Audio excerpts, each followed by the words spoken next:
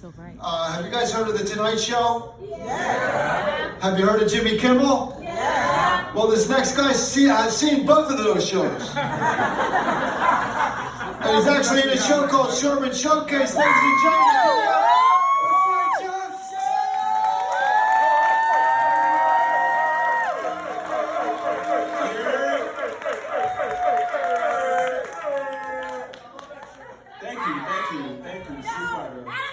Kicking it old school. What's going on, y'all? How we doing? Yeah! We having fun. It's St. Patrick's Day, bitch. Let's go! God damn it.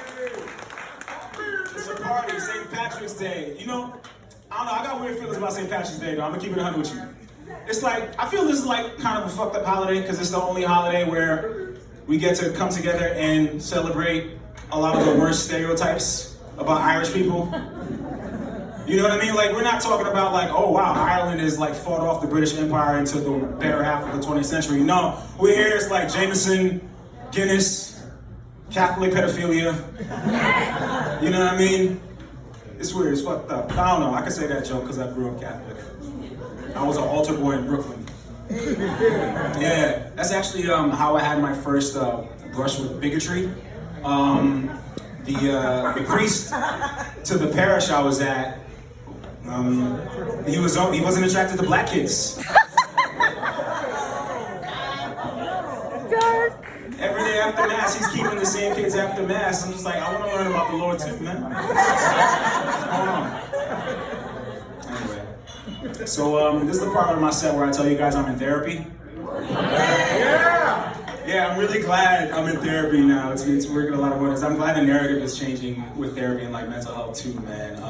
It's hard being a black guy and being in therapy. Not even just being a black guy, just being a guy and going to therapy. It's really hard because we're not allowed like an emotional spectrum, right, fellas? Yeah. Like, exactly. Like we're only allowed like 4 emotions, like hungry, happy, horny, sleepy. You know what I mean? We're not allowed to go through shit. You know what I mean? That is a fact. It's fucked up. The thing is, when you go to therapy, you gotta fill out this intake form. And it's real funny, well, at least it was funny to me, because part of this intake form, they have a bunch of questions they ask you, and they get to this question, it's just like, well, have you ever, considered suicide or harming others? And I laughed at when I was filling it out. It was like, hey, are you okay? And I'm just like, nah, I'm good. And I'm laughing for 2 reasons. One, I'm from Brooklyn and I drive in LA traffic, so I'm always considering harming others or suicide. And 2, like I'm always thinking about like going back to my homeboys in Brooklyn and like explaining to them that I'm in therapy. Like, dog, I'm in therapy. I'm working on my mental health. I have anxiety, and like dealing with their response, where they're looking me up and down, like, nigga, you in therapy? Nigga, kill yourself. What's wrong with you? You went to college. Good ass job having nigga and shit in therapy. You got anxiety, it's called being a bitch ass nigga. We all got it in the hood. You know what I'm saying? That's why brothers like rap music so much. It's therapeutic. You know what I mean? You ever see a brother like with this face? Knocking to a beat, mouthing lyrics to himself?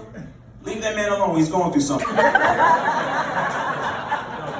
man alone. Yeah. But I got diagnosed with depression, anxiety, and ADHD. So I got the millennial trifecta of mental health issues. Yeah, I'm about to start a podcast. But yeah, therapy is beautiful, man. I really think, fellas, we need to go like get some therapy, get some mental help, so we're not all like, just so you're not, parked outside of your house, sitting in your car for 10 minutes, decompressing before you go inside and deal with your family. Oh man, you know what? I really want Kanye West to get some real therapy. I want him to get some real therapy before before Kanye West does to Kim and Pete what O.J. Simpson did to Kim's mama's best friend. I mean, listen, there's too many fucking parallels now. I can't just watch this shit and not point it out. First of all, the Ford Bronco's back on the road.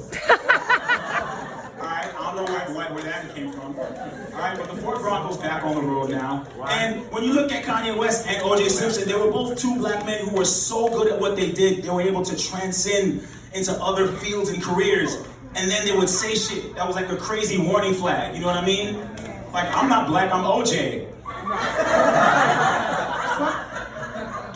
Kanye West, slavery's a choice. That's a cry for help. That's a cry for help. Motherfuckers need help, man. I'm just trying to shed this toxicity, though. I'm trying to shed this toxic masculinity, be better. You know what I mean? I was at the doctor's office not that long ago for a physical, and you know, I'm having a conversation with the doctor. I'm broaching the issue that most men on this side of 30 have to, you know, broach with their doctor. I'm getting a colonoscopy. Yeah, and if you know what a colonoscopy is, it's, you know, getting the camera up your butthole. And we're going through, we're talking about it, and I can feel that toxic masculinity like rise up in the back of my throat. You know what I mean? Just like telling me, nah, son, don't do that shit, son. That's gay. You're not supposed to go up your butt. You're supposed to live your life and risk dying from undetected colon cancer like a real man. But I just had to like reframe my thinking about the whole thing. You know what I mean? I'm like, I'm not, you know, getting penetrated by a camera. I'm losing my virginity to a doctor, which is a lot better than I can say for everyone here. Alright, because some of y'all let a motherfucker who work at Trader Joe's fingers inside you.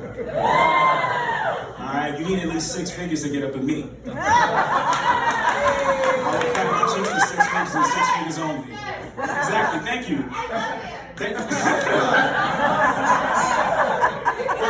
Word. The fucked up part about that is like, my wife hears this joke and she's gonna be standing on the couch with a strap on holding her W2 and lube. Like, what now, nigga?